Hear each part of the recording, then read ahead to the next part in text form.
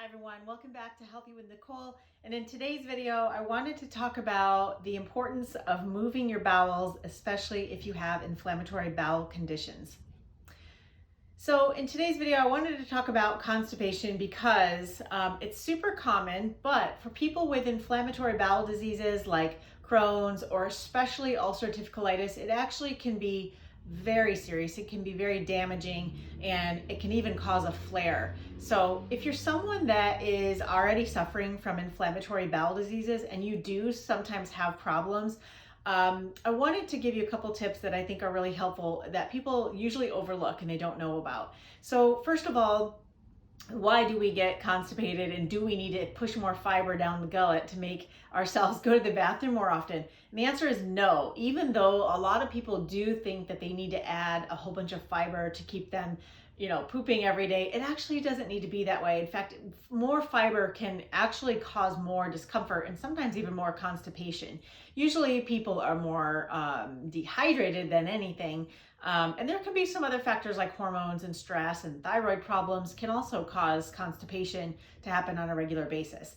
But there's a couple things you can do that are very safe to help keep things going so that you prevent those problems that can really make colitis worse and cause more bleeding and flare-ups and irritation. So the first and easiest thing that I want to tell you about is something called the migrating motor complex. So this is something, a natural innate ability of your body. It's in your colon, basically has what's called this migrating motor complex, and it's basically the movement of the smooth muscle tissue within your colon. So this happens naturally, and the only time it doesn't happen is when we're eating. So the best way to let your body do this process on its own is actually through fasting. So you don't need to do really long fasting. In fact, I actually recommend that you stick with some really shorter term fasts like intermittent fasting. We do talk about doing extended fast for people that really need some serious healing for their ulcerative colitis or Crohn's. I did that for mine and I did get great results from it.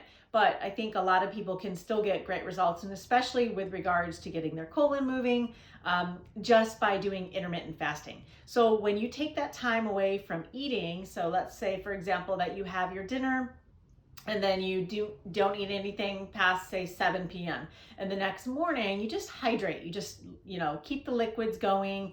I have another recommendation for you in a second along those lines, but basically you do just fluids.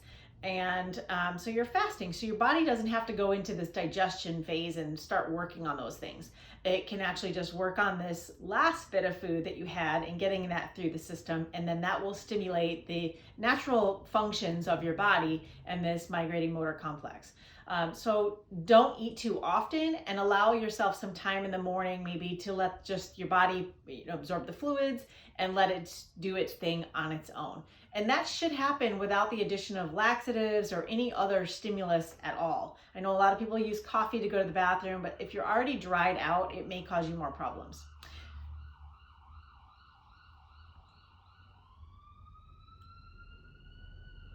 Secondly, if you are having problems going to the bathroom, you might need some help. And one of the reasons why a lot of people get constipated is because they're deficient in magnesium. So magnesium is probably the number one supplement that I recommend people take. Almost everybody is deficient in magnesium. And there are some that you absorb more than others, obviously different forms. So normally I don't recommend people use magnesium citrate to as their primary source of magnesium because it's not well absorbed, but it does make you go to the bathroom. It actually loosens the stools. And so if you're someone with, let's say, colitis and you're having hard stools, that can trigger and irritate the intestinal lining, cause bleeding, cause a flare-up. So in order to prevent that, you could take laxatives, over-the-counter medicine laxatives, but those can be habit-forming. So something like magnesium is very safe, and actually the side effect of magnesium taking too much would be loose stools. Now, you don't want to have also like a terrible watery diarrhea because that also can be irritating to your colon. So you don't want to go crazy with it. So first and foremost, allow your body time to digest the food. Make sure you're hydrating enough. Also, just getting in enough salt. Salt will help pull the water into the colon, so when you're eating, salting your food as normal is a good thing, will help digestion. And then maybe adding something like a magnesium citrate before bed could be that extra bonus that helps you to get that colon moving the next day. So start low and just go easy. If it causes you more irritation, then of course stop. But if it helps you go to the bathroom and you're feeling better with it, then this is a good safe option. And there's other ways to get magnesium too. If you're very sensitive, magnesium baths is my favorite. So that would be Epsom salt. You can just put 2 cups into your bathtub, plenty of time in the bathtub soaking, and you'll absorb all of that magnesium through your skin. So those are a couple of my tips to help you to just keep those bowels moving. Really bad for your colon if you have inflammatory bowel diseases, really bad to be constipated. So work on that, do whatever you need to do to make sure that the colon is moving. And there's other things like probiotics and of course, watching what you're eating. You don't want to eat any foods that are binding or constipating. So bread, bananas, dairy, cheese for some people, some of those things that are common trigger foods that can actually cause constipation, probably best to limit or just remove altogether from your diet. So hopefully this has been helpful for you. I hope that you like these tips. Give it a thumbs up if it's been helpful, and leave a comment below if you've found that these tips work for you, or maybe you have another suggestion to share for people that are struggling with constipation. I'll see you in the next video.